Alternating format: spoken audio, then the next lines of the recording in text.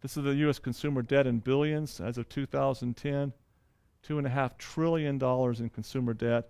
There's just no way, gross national product, to cover that debt. It's gone. So what does this mean? When the bulk of the industrial nations declare that they were dumping and the dollar and creating a new yuan as reserve currency, the value, the intrinsic value, the purchasing power of the US dollar will plummet.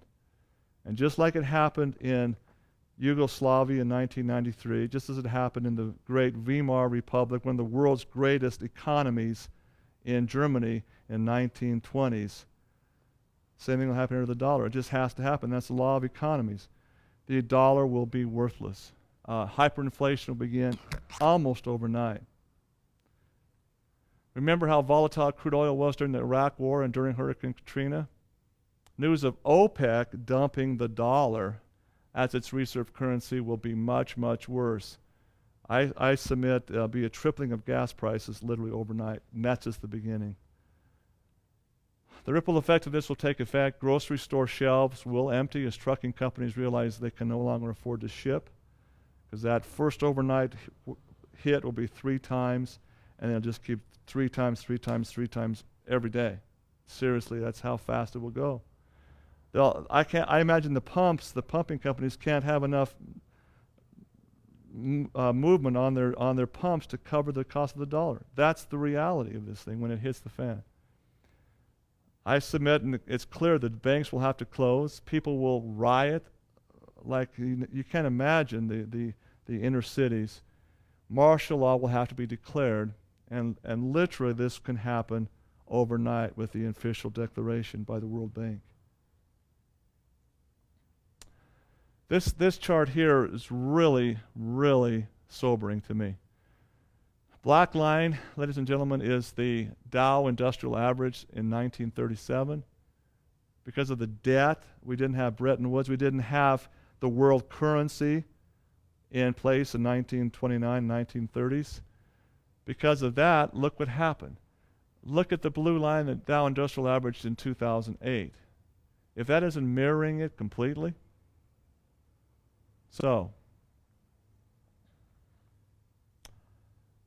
what do we do when we run out of easy answers? This political cartoonist, Mr. Matson, we're driving full speed right off a cliff, and it's not going to be a pretty picture. This is not. I'm not the only one saying this. There's people. This is a St. Louis Dispatch-Journal columnist, a cartoonist. Long-term deficits is the chasm, is the crash point. Remember, let me just refresh your memory if you don't know this about this already. March 13th, 2008, there was in fact a secret meeting held in the U.S. Congress members. All media were excluded. All of our elected officials that attended that meeting had to sign an oath of secrecy. If they talked about it, they could be arrested and imprisoned. It was that serious. I've had people in D.C. that I've talked with, and I did a radio show on this event. Rumors, well, Ron Paul, for instance, wouldn't go. He wouldn't sign the secrecy agreement. Kucinich wouldn't sign it. But so talking to some of their colleagues and their staff members, they said it was showing this whole scenario. The world currency, the world reserve currency, the dollar will go away. And so it was giving them what was going to happen and the contingency plans. They were saying, we'll give you 2 years, 3 years to prepare to keep government intact. That means securing bunkers, securing an underground system to keep government intact. That's what's been planned without we the people being told about it in 2008. I know this is controversial. I know it's sobering and stunning. Check what I'm telling you. Do internet searches on secret meetings March 13, 2008. Many believe that the events of October 2008, the collapse of the housing market and the mortgage crisis, was a culmination of this bad news, and the reason for the secret meeting. It's a part of it. It's a step-by-step whittling away. No, When it is announced that the dollar is dumped as the world's reserve currency, the events of October 2008, walk in the park. So walk in the tulips. So when will this happen? People ask me. I've talked to a lot of people on the phone, my customer list, my clients list, and they say, when is this going to happen? I don't know the exact date. I don't know there is an exact date. But what I can tell you, it has already happened. We just don't know about it yet. The world is already dumping the dollar. It's a complex and a lengthy process.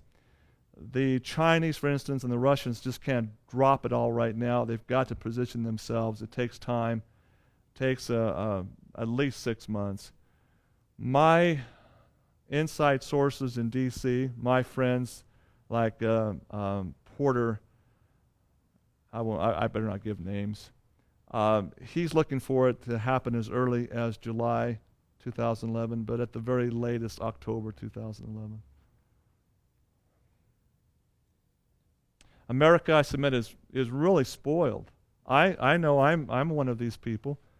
There's something called normalcy bias. Normalcy bias is a psychological condition where nothing really bad has ever happened before, so it won't ever happen again.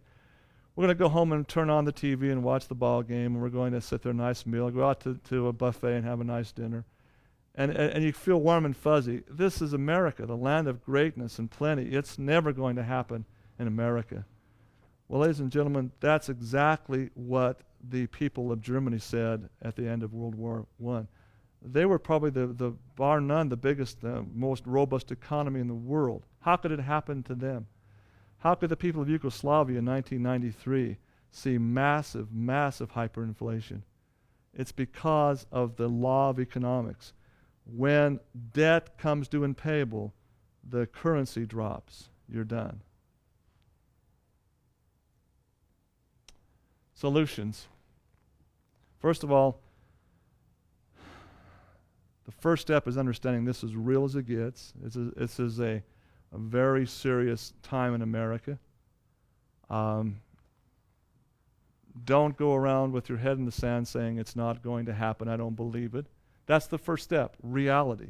Realizing we're on borrowed time right now. Every second, every minute, we need to prepare for what is coming. That's the first step. Prepare, again, for the worst, and pray and really, truly have divine intervention come in to help us go through the worst. If nothing happens with all of this, well, all that you've really lost is maybe a few minutes of thinking. But if it does happen, what you do now and prepare for will make all the difference, just like it did in Germany and Yugoslavia. Here's what I recommend. Just follow the counsel of Thomas Jefferson and other of the founding fathers. If you have cash or capital right now, immediately take 50% of that savings, at least 50%. If you don't have any pressing demands, take it all and buy silver right now. I'm not talking about silver futures or silver shares in some brokerage house. Hard assets, hard silver right now. The founding fathers knew this was true in 1792. It's true today. Silver is the safe haven. And also, if you're watching this, you're living in a big city, one of the biggest and best things you can do right now is position yourself with a farm plot, piece of land to grow your food. To survive this, you're going to need a place to stay, a place to keep warm, and food to eat. You need to have this for at least 6 months to at least, I would say, 18 months until this economy gets back with a new currency, a devaluation of currency. The more you position yourself in silver right now, the better off you'll be when the new currency comes in. It will always be tradable at the same face value. That's your hedge. Learn to bottle and can all excess veggies. Don't throw them away. Learn to can them. You'll need them. And again, remember that things will be very bad for at least 18 months. You will need to eat, have shelter, and stay warm. So just make the plans accordingly. I'm going to conclude this with Kennedy's last speech. he never gave this speech. He flew into Dallas. He was to give this at the Free Trade Council there in Dallas. This was in his pocket in his speech. He was never allowed to give it. Let me share it with you. He said, quote, "It should be clear by now that a nation can be no stronger abroad than she is at home. Only in America, which practices what it preaches about equal rights and social justice, will be respected by those whose choice affects our future. Only in America, which has fully educated its citizens, is fully capable of tackling the complex problems and perceiving the hidden dangers of the world in which we live. And only in America, which is growing and prospering economically, can sustain the worldwide defenses of freedom while demonstrating to all concerned the opportunities of our system and society. It is clear, therefore, that we are strengthening our security as well as our economy by our recent record increases in national income and output, by surging ahead of most Western Europe in the rate of business expansion and the margin of corporate profits, by maintaining a more stable level of prices than almost any of our overseas competitors, and by cutting personal and corporate income taxes by some $11 billion, as I have proposed, to assure this nation of the longest and strongest expansion in our peacetime economic history. He was prepared to say, look, I'm cutting the taxes. We have the numbers to prove it. We are 1963. We're on the cusp of something really great. It was a turning point in American history. These guys killed this man and took it away from us. And that's what's happened, and we're paying the price right now. The problem is most Americans, like Kennedy said, are uneducated. They don't understand the mechanics of this. Will people listen? That's the question. He says, my friends and fellow citizens, I cite these facts and figures to make it clear that America today is stronger than ever before. Our adversaries have not abandoned their ambitions. Our dangers have not diminished. Our vigilance cannot be relaxed. But now we have the military, the scientific, and the economic strength to do whatever must be done for the preservation and promotion of freedom.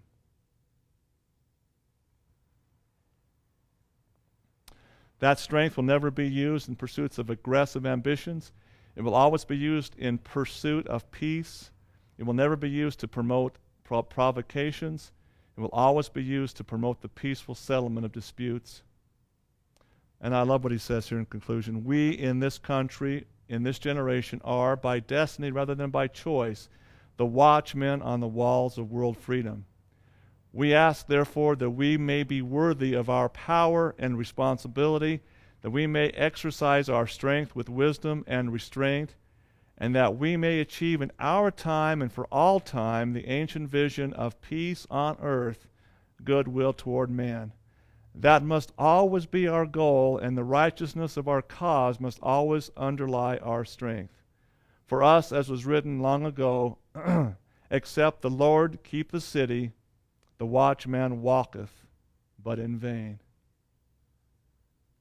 Kennedy said in his inauguration, quote, all this will not be finished in the first 100 days, nor in the first 1,000 days, nor in the life of this administration, nor even perhaps in our lifetime on this planet, but let us begin. And it's right now we need to begin by getting back to the 1792 Coinage Act. We got to get back to the sound financial structures that our founding fathers set up to make this country great. And remember this, again, by Matson, only two things in life we're certain to agree on, says the Democrats and Republicans, deficits and Bush tax cuts.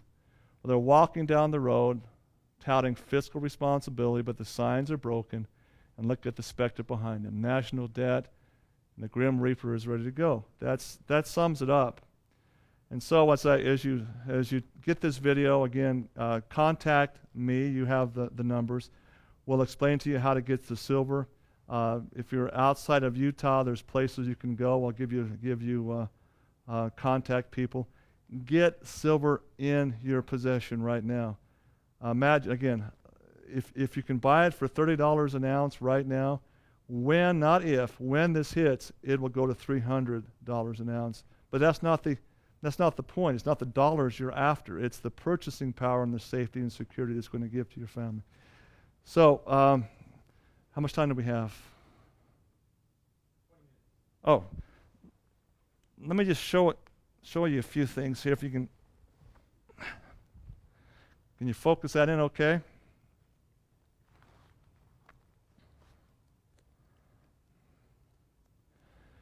In 1985, actually, a year after I was back in New York, there was a little-known act passed.